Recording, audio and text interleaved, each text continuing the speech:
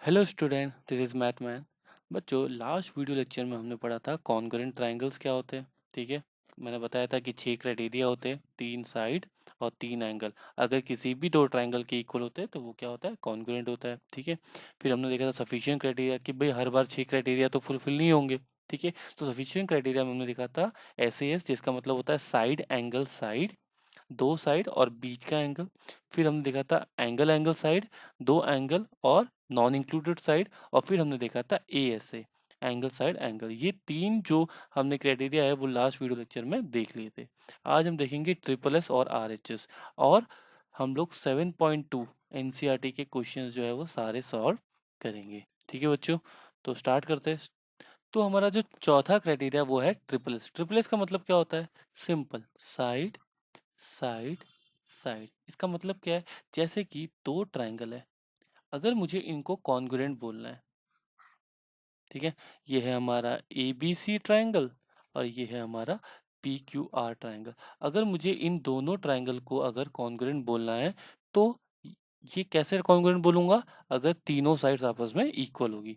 मतलब सपोज कर लो, ये साइड इसके बराबर, ये साइड इसके बराबर और ये साइड इसके बराबर। ठीक है, लेकिन इंपॉर्टेंट चीज यहाँ पे क्या है? लिखने का तरीका। जैसे लास्ट वीडियो लेक्चर में बताया था कि ABC को डायरेक्टली हम कॉन्ग्रुएंट ऐसे नहीं लिख सकते PQR, ये गलत हो जाएगा। ठीक है, ये तरीका गलत है। क्यों? बिकॉज AB के करस्पॉन्डिंग PQR है, लेकिन AB के करस्पॉन्डिंग यहाँ पे PQ नहीं है। AB के करस्पॉन्डिंग यहाँ पे है QR, BC के करस्पॉन्डिंग यहाँ पे है PQ और AC के करस्पॉन्डिंग यहाँ पे है PR। ठीक है, तो लिखने का तरीका, सबसे पहले ABC एज इट इज लिख दो और कॉन्ग्रुएंसी का सिंबल दे दो। अब देखो यहाँ पे 1 3 2 इस तरीके से जा रहा है ABC, 1 3 2। तो यहाँ पे भी ऐसे ही जाएगा, तो ये हो जाएगा 1 3 2, मतलब ये हो जाएगा RQP। अब देखो, AB के करस्पॉन्डिंग क्या RQ है? हाँ, AB के करस्पॉन्डिंग RQ है। ठीक है, फिर BC के करस्पॉन्डिंग क्या PQ है? हाँ, BC यहाँ पे 3 सिंबल के साथ और यहाँ पे भी है। ठीक है, तो इस तरीके से हम कह सकते हो। और फिर बाद में हमको पता ही है CPCT से हम बाकी चीज़ों को भी कह सकते हैं कि angle A equal to angle R, angle B equal to angle Q and angle C equals to angle P। Correct. इसके बाद जो क्राइटेरिया है वो है हमारा लास्ट क्राइटेरिया, जिसको नाम है RHS। क्या नाम है बच्चों? RHS। RHS का मतलब होता है राइट एंगल्ड हाइपोटेनियस साइड। ठीक है, अच्छा, राइट एंगल हाइपोटेनियस साइड का मतलब देख लो, 2 ट्रायंगल है। अब इसमें ऑलरेडी बोला हुआ है कि राइट एंगल तो होना ही चाहिए, मतलब ये अप्लाई तब होगा जब ट्रायंगल क्या होगा, राइट एंगल होगा। ठीक है, जैसे कि ये ABC, इसमें PQR। अब इसमें क्या लॉजिक है कि भाई राइट एंगल तो होना चाहिए और हाइपोटेनियस, और कोई भी साइड, सपोज करो इस ट्रायंगल की मैं ये वाली साइड ले रहा हूँ और इस ट्रायंगल की मैंने ये वाली साइड ली है, तो ये दोनों ट्रायंगल क्या होंगे? आपस में कॉन्ग्रुएंट होंगे। क्यों? राइट एंगल हाइपोटेनियस और साइड। ठीक है, लेकिन लिखने का तरीका अगेन, तो ABC को एज इट इज लिख दिया, ट्रायंगल ABC। अभी किसके करस्पॉन्डिंग आएगा? देखो, यहाँ पे AB के पास 2 सिंबल है, फिर 90 और फिर खाली। तो हम शुरुआत कैसे करेंगे? ऐसे करेंगे।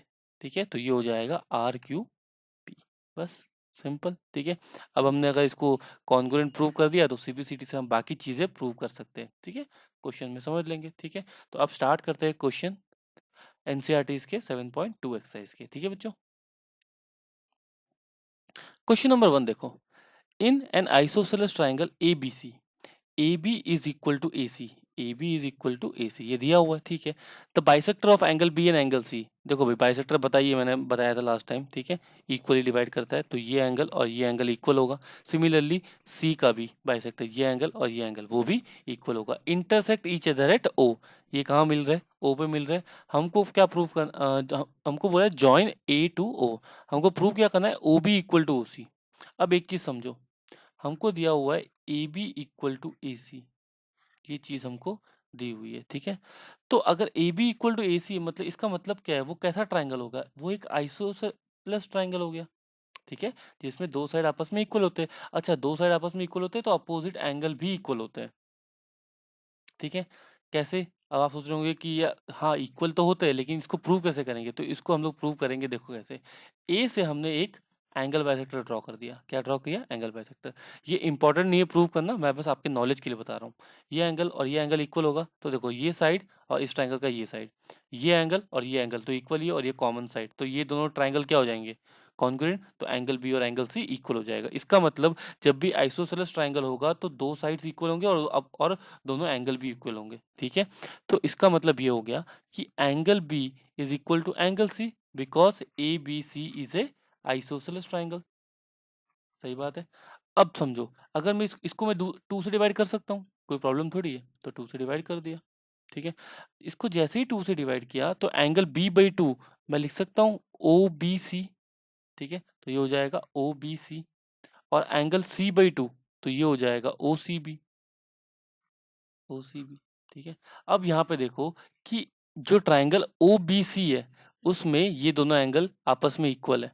तो अगर ये दोनों एंगल इक्वल है तो साइड भी इक्वल होगी, इसका मतलब O B equal to O C हो जाएगा। सिंपल। ठीक है, नेक्स्ट पार्ट क्या बोल रहा है कि हमको प्रूव करना है एओ बाइसेक्ट एंगल ए। ठीक है, हमको ये प्रूव करना है। देखो बच्चों, हमने ये तो प्रूव कर दिया कि O B equal to O C है, मतलब ये साइड और ये साइड आपस में इक्वल हो गया। ठीक है, अब एक चीज समझो कि जो ए ओ बी है, ध्यान से समझना। ठीक है, ए ओ बी है और ए ओ सी है, इसमें ये साइड और ये साइड इक्वल है। ठीक है, ये साइड और ये साइड भी इक्वल है, अभी भी प्रूव किया, और ये कॉमन साइड। तो ट्रिपल एस क्राइटेरिया से ये दोनों ट्राइंगल क्या हो जाएंगे? आपस में कॉन्ग्रुएंट हो जाएंगे। और अगर ये कॉन्ग्रुएंट हो गया तो ये एंगल और ये एंगल सीपीसीटी से क्या हो जाएगा? इक्वल हो जाएगा। सही बात है। मैंने पहले ही कहा था कि मैं एक एक स्टेप नहीं बताऊंगा, मैं सिर्फ लॉजिक बताऊंगा। ठीक है, स्टेप्स लिखना आना चाहिए। लिखने का तरीका आपको पता ही है कि पहले हम गिवन लिखते हैं, फिर हम टू प्रूव लिखते हैं, और फिर टू प्रूफ लिखते हैं। ठीक है, नेक्स्ट क्वेश्चन, क्वेश्चन नंबर 2। देखो जो क्वेश्चन नंबर 2 क्या बोल रहा है कि in a triangle ABC AD is perpendicular bisector. ठीक है, परपेंडिकुलर बाइसेक्टर मतलब परपेंडिकुलर भी है और बाइसेक्ट भी कर रहा है, मतलब बीडी इक्वल टू सीडी भी होगा। समझ में आया? क्या बोल रहा है? Show that triangle ABC is a isosceles triangle in which A B equal to A C. ये हमको प्रूव करना है, बहुत सिंपल। ठीक है, ये परपेंडिकुलर है और बाइसेक्टर भी है, हमको प्रूव करना है कि A B equal to A सी होगा, और ए बी इक्वल टू अगर ए सी होगा तो ये आइसोसेलेस ट्राइंगल हो गई। ठीक है, एक चीज समझो, B D equal to C D है बिकॉज बाइसेक्टर है। ठीक है, अच्छा 90 डिग्री तो है ही, तो angle A D B is equal to angle A D C होगा। भाई ये वाला एंगल और ये वाला एंगल 90 होगा, और ये common side A D equal to AD होगा। इसका मतलब ये जो ट्राइंगल है ए बी डी, ये वाला ट्राइंगल, और ए डी सी ये वाला ट्राइंगल, ये दोनों आपस में क्या हो जाएंगे? कॉन्ग्रुएंट। और अगर कॉन्ग्रुएंट होगा तो सीपीसीटी से मैं क्या कह सकता हूं कि A B equal to A C. सही है। Next question, question number 3।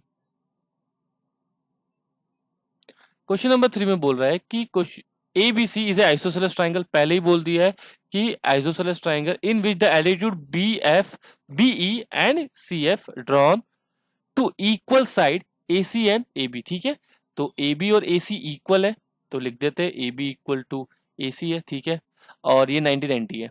हमको प्रूव करना है show that these altitudes are equal. Question को करने के दो तीन तरीके हैं। ठीक है, मैं एक सिंपल तरीका बता देता हूँ। देखो क्या किया कि ये जो एल्टीट्यूड है बीई, इससे मैंने ये वाला ट्राइंगल पकड़ लिया, कौन सा? A B E. ठीक है, और एफ सी से मैंने ट्राइंगल पकड़ लिया ए सी एफ। ठीक है, आपको दिख ही रहा होगा, ये रहा ए सी एफ, है ना?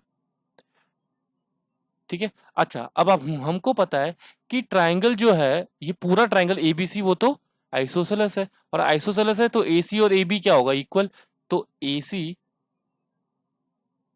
और ए बी आपस में इक्वल हो जाएगा, तो ये पहली चीज हमको मिल गई। सही है। अब एक चीज, एक और चीज, देखो ये एंगल जो है ए बी ई का, जो ये वाला एंगल है, ठीक है, इसको मैं अलग से ही बना देता हूँ ताकि आपको ज्यादा कंफ्यूजन ना हो। ऐसे समझो कि ये 90 था, ये ए था, ये ई था, और ये बी था, तो ये 90 है। तो angle A E B equals to, अब ये भी तो एक है, ऐसे ये भी आ रहा था, ये वाली साइड है ना, इसमें ये वाला एंगल भी 90 है, तो वो क्या हो जाएगा? A F C, angle A F C ये 90 हो जाएगा। ठीक है, ये 90 है, ये साइड इक्वल है जो कि गिवन है, आइसोसेलेस ट्राइंगल है। और एक और एंगल है जो कॉमन है, वो है एंगल ए। ठीक है, देखो यहाँ पे भी एंगल ए आ रहा है और यहाँ पे भी एंगल ए आ रहा है, वो दोनों कॉमन है, तो angle A equal to angle ए।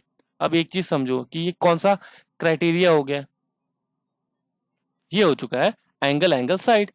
ठीक है, ये हो चुका है एंगल एंगल साइड। देखो एंगल एफ, एंगल ए और ए सी, एंगल ई, एंगल ए और ए बी, तो बस प्रूव हो चुका है।